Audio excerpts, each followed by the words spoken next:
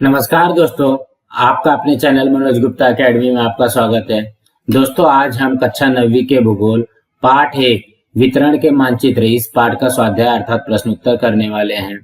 दोस्तों, अभी तक आप लोगों ने इस चैनल को सब्सक्राइब नहीं किया है तो प्लीज सब्सक्राइब और चैनल लाइक कीजिए और अपने फ्रेंड्स के साथ शेयर कीजिए। ये है पाठ 1 वितरण के मानचित्र, इसका स्वाध्याय करते हैं। इसके पहले प्रश्न में क्या दिया गया है? निम्नलिखित कथन सत्य है या असत्य, कारण सहित लिखिए। पहला प्रश्न में दिया गया है वितरण के मानचित्रों का मुख्य उद्देश्य स्थिति दर्शाना होता है। इसका उत्तर आएगा असत्य। इसका कारण क्या है?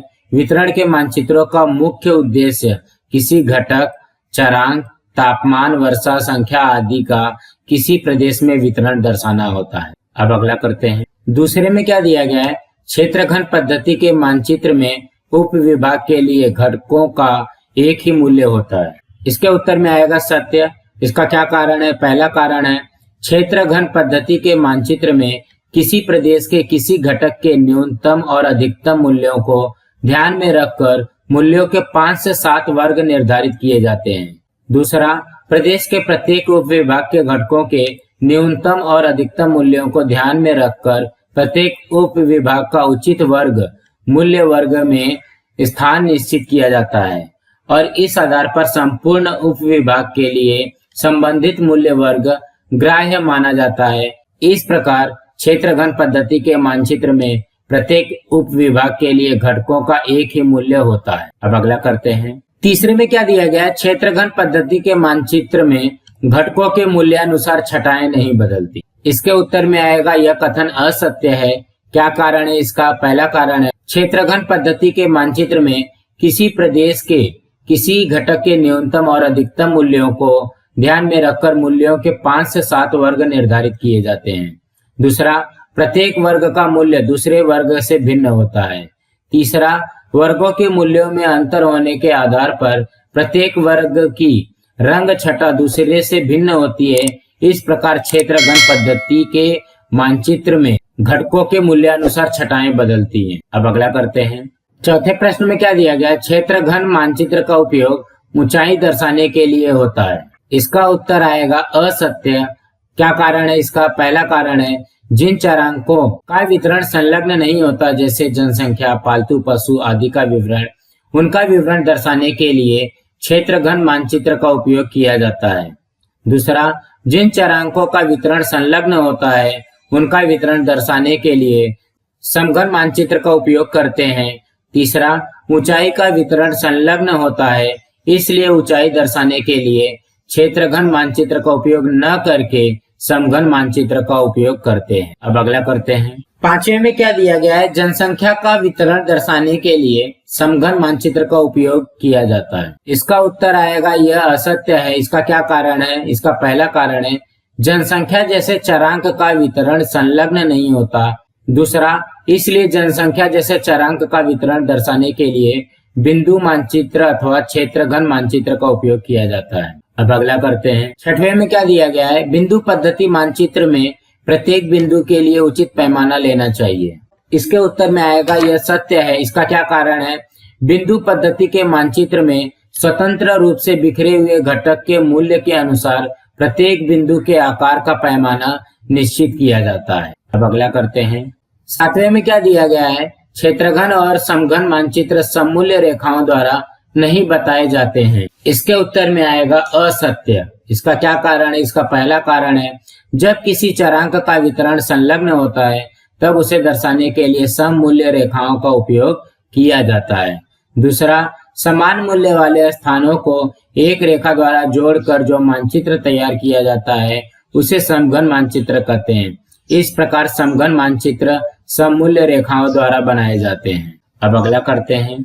आठवें में क्या दिया गया है? बिंदु पद्धति से विभिन्न भौगोलिक घटकों का वितरण दर्शाया जाता है। इसके उत्तर में आएगा यह सत्य है। इसका क्या कारण है? इसका पहला कारण है बिंदु पद्धति का मानचित्र तैयार करने के लिए किसी भौगोलिक घटक के विषय में केवल गणना करके प्राप्त सांख्यिकी जानकारी का उपयोग किया जाता है। दूसरा, किसी प्रदेश में कोई घटक जिस प्रकार वितरित होता है उसी प्रकार मानचित्र में बिंदु बनाकर उस घटक का वितरण दर्शाया जाता है। तीसरा, जो घटक किसी प्रदेश में स्वतंत्र रूप से बिखरा होता है, जैसे जनसंख्या, पालतू पशु आदि, उसका वितरण दर्शाने के लिए बिंदु पद्धति अधिक उपयुक्त होती है। इस प्रकार बिंदु पद्धति का उपयोग करके विभिन्न भौगोलिक घटकों का वितरण दर्शाया जा सकता है। अब हम अगला प्रश्न करते हैं। दूसरे प्रश्न में क्या दिया गया है, संक्षेप में उत्तर लिखिए। पहला है, वितरण के मानचित्रों के उपयोग और प्रकार स्पष्ट कीजिए। तो इसके उत्तर में पहला आएगा वितरण के मानचित्रों का उपयोग। उपयोग क्या होता है, वितरण के मानचित्रों द्वारा किसी प्रदेश के विशिष्ट घटकों के वितरण का आकृतिबंध स्पष्ट होता है। और वितरण के मानचित्रों के प्रकार में क्या आएगा, वितरण के मानचित्र निम्नलिखित 3 प्रकार के होते हैं। उसमें से पहला प्रकार है बिंदु पद्धति, दूसरा क्षेत्रघन पद्धति, तीसरा समघन पद्धति। तो बिंदु पद्धति में क्या आएगा, स्वतंत्र रूप से बिखरे हुए घटक का वितरण दर्शाने के लिए बिंदु पद्धति का उपयोग किया जाता है। बिंदु पद्धति के मानचित्र में किसी प्रदेश में कोई घटक जिस प्रकार वितरित होता है उसी प्रकार मानचित्र में बिंदु बनाकर उस घटक का वितरण दर्शाया जाता है। दूसरा, क्षेत्रघन पद्धति में क्या आएगा, क्षेत्रघन पद्धति का मानचित्र तैयार करते समय किसी भौगोलिक घटक की सांख्यिकीय जानकारी को 5 से 7 वर्ग मूल्यों के आधार पर भिन्न भिन्न रंग छटाओं द्वारा दर्शाया जाता है। तीसरा, समघन पद्धति है। जब किसी चरांक घटक का वितरण संलग्न होता है तब उसे दर्शाने के लिए समघन पद्धति का उपयोग किया जाता है। जैसे ऊंचाई, तापमान, वर्षा आदि का वितरण संलग्न होता है। समघन पद्धति के मानचित्र में संबंधित चरांक का वितरण सममूल्य रेखाओं के आधार पर दर्शाया जाता है। अब हम अगला प्रश्न करते हैं। दूसरे में क्या दिया गया है, समघन और क्षेत्रघन पद्धति में अंतर स्पष्ट कीजिए। इसके उत्तर में आएगा, समघन और क्षेत्रघन पद्धतियों का अंतर आगे दिए अनुसार है। पहला है, संलग्न वितरण वाले चरांक का वितरण दर्शाने के लिए समघन पद्धति का उपयोग किया जाता है। इसके विपरीत असंलग्न वितरण वाले चरांक का वितरण दर्शाने के लिए क्षेत्रघन पद्धति का उपयोग किया जाता है। दूसरा, समघन पद्धति में चरांक का वितरण दर्शाने के लिए सममूल्य रेखाओं का उपयोग किया जाता है। इसके विपरीत क्षेत्रघन पद्धति में चरांक का वितरण दर्शाने के लिए रंग छटाओं की आकृति बंध का उपयोग किया जाता है। तीसरा, समघन पद्धति में चरांक का वितरण दर्शाने के लिए प्रदेश के उप विभागों का विचार नहीं किया जाता। इसके विपरीत क्षेत्रघन पद्धति में चरांक का वितरण दर्शाते समय प्रदेश के उप विभागों का विचार किया जाता है। अब हम अगला करते हैं। तीसरे में क्या दिया गया है, प्रदेश की जनसंख्या इस घटक का प्रत्यक्ष वितरण दर्शाने के लिए कौन सी पद्धति उपयुक्त है, इसका कारण स्पष्ट कीजिए। इसके उत्तर में आएगा पहला, प्रदेश की जनसंख्या का प्रत्यक्ष वितरण दर्शाने के लिए बिंदु पद्धति अथवा क्षेत्रघन पद्धति उपयुक्त होती है।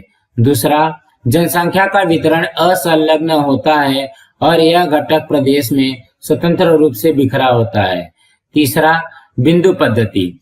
बिंदु पद्धति का मानचित्र तैयार करते समय किसी प्रदेश में जनसंख्या जिस तरह वितरित होती है उसी तरह मानचित्र में बिंदु बनाकर उसका वितरण दर्शाया जाता है। जनसंख्या का वितरण दर्शाते समय ग्रामीण जनसंख्या बिंदुओं द्वारा और नगरीय जनसंख्या गोले द्वारा दर्शाई जाती है। चौथा है क्षेत्रघन पद्धति। क्षेत्रघन पद्धति के मानचित्र में जनसंख्या का वितरण दर्शाते समय प्रदेश के उप विभागों पर विचार किया जाता है। जनसंख्या वितरण के अधिकतम और न्यूनतम मूल्यों को ध्यान में रखकर 5 से 7 वर्ग निर्धारित किए जाते हैं। प्रत्येक वर्ग का मूल्य भिन्न होने के कारण भिन्न भिन्न रंग छटाओं के आधार पर उप विभाग के अनुसार जनसंख्या का वितरण दर्शाया जाता है। अब हम अगला प्रश्न करते हैं। तीसरे प्रश्न में क्या दिया गया है, निम्न जानकारी हेतु कौन से मानचित्र पद्धति का उपयोग करेंगे। पहला दिया गया, जिले में गेहूं का तहसील अनुसार उत्पादन। इसके लिए हम करेंगे क्षेत्रघन मानचित्र पद्धति का उपयोग। दूसरे में क्या दिया गया, जिले में तहसील के अनुसार ऊंचाई का वितरण। ऊंचाई का वितरण दर्शाने के लिए इसके उत्तर में आएगा समघन मानचित्र पद्धति। तीसरे में राज्य के पालतू जानवरों का वितरण। इसको दर्शाने के लिए हम बिंदु मानचित्र पद्धति का उपयोग करेंगे। चौथे में दिया गया है भारत की जनसंख्या घनत्व का वितरण। इसको दर्शाने के लिए बिंदु मानचित्र पद्धति का उपयोग करेंगे। पांचवे में दिया गया महाराष्ट्र राज्य का तापमान वितरण। इसको भी दर्शाने के लिए समघन मानचित्र पद्धति का उपयोग करेंगे। अब हम अगला करते हैं। प्रश्न 4 में क्या दिया गया है, कोल्हापुर जिले के जनसंख्या वितरण के मानचित्र का अध्ययन कर निम्न प्रश्नों के उत्तर दीजिए। यहाँ पे देखो, ये चित्र दिया गया कोल्हापुर जिला का जनसंख्या का वितरण। इसको देखते हुए हमको प्रश्न का उत्तर लिखना है। तो पहले प्रश्न में क्या दिया गया है, जिले की जनसंख्या वितरण कौन सी पद्धति दर्शाई गई है। तो इसके उत्तर में आएगा जिले की जनसंख्या का वितरण बिंदु पद्धति से दर्शाया गया है। अब अगला करते हैं। दूसरे प्रश्न में क्या दिया गया है, दिशाओं के संदर्भ में सघन से विरल जनसंख्या का वितरण स्पष्ट कीजिए। इसके उत्तर में आएगा जिले में जनसंख्या का वितरण उत्तर की ओर सघन और दक्षिण की ओर विरल है। अब हम अगला करते हैं। तीसरे में क्या दिया गया है, सबसे बड़े बिंदु से दर्शाने वाले स्थान पर जनसंख्या कितनी है और वह स्थान कौन सा है। तो सबसे बड़ा बिंदु देखो यहाँ पे है और बड़े बिंदु के लिए क्या दिया गया, 20 लाख यहाँ पे दिया गया है। तो इसके उत्तर में आएगा सबसे बड़े बिंदु से दर्शाए गए स्थान की जनसंख्या 20 लाख है।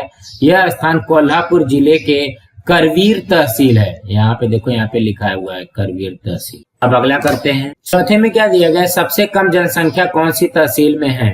इसके उत्तर में आएगा सबसे कम जनसंख्या गगन बावड़ा तहसील में है। दोस्तों आज हमारा यहाँ पे पाठ 1 का स्वाध्याय कंप्लीट हुआ। दोस्तों आप लोगों को ये वीडियो कैसा लगा आप लोग कमेंट बॉक्स में जरूर लिख करके बताइए। आप लोगों को ये वीडियो पसंद आई होगी तो आप लोग इस वीडियो को लाइक कीजिए, अपने फ्रेंड्स के साथ शेयर कीजिए ताकि उनको भी प्रश्न उत्तर मिल सके और इस चैनल को सब्सक्राइब कीजिए। नमस्कार दोस्तों।